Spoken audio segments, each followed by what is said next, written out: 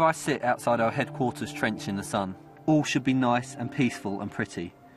What it actually is beyond description. Trenches, ammunition, tools, caps, etc, etc. Everywhere. Poor fellows shot dead are lying in all directions. 2,000 war diaries, 1.5 million documents. These were the fodder for authors and researchers.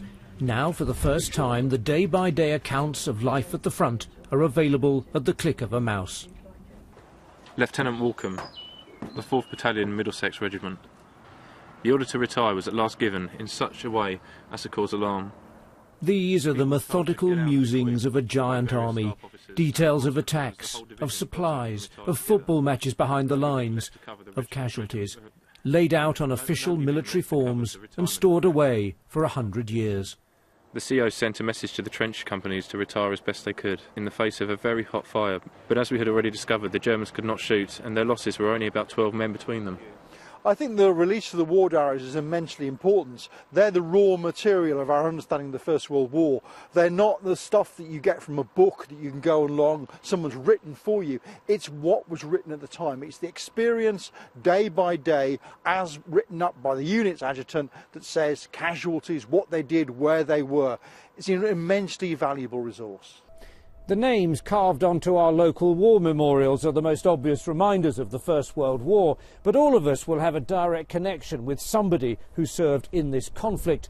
The hope is that these diaries, released into the public domain, will give more and more people the opportunity to follow a personal trail. And by doing that detective work, we can help historians map the war for future generations. These are the web pages of Operation War Diary, a way of feeding back our information and filling the gaps. We'll never have that detail, we'll never have that information, and so we really do need people to help us. And by doing this, they're making, as well as having a rich and engaging experience and contact with these documents, they are contributing to history, they're contributing to the legacy of the centenary. That data is a legacy from the centenary. It's something which historians will be able to use for decades and generations to come. In the old photographs, countless unnamed soldiers gaze at the camera lens, their fate already sealed. The personal comments attached to the official reports were often the last words they wrote. Everywhere the same hard, grim, pitiless sign of battle and war.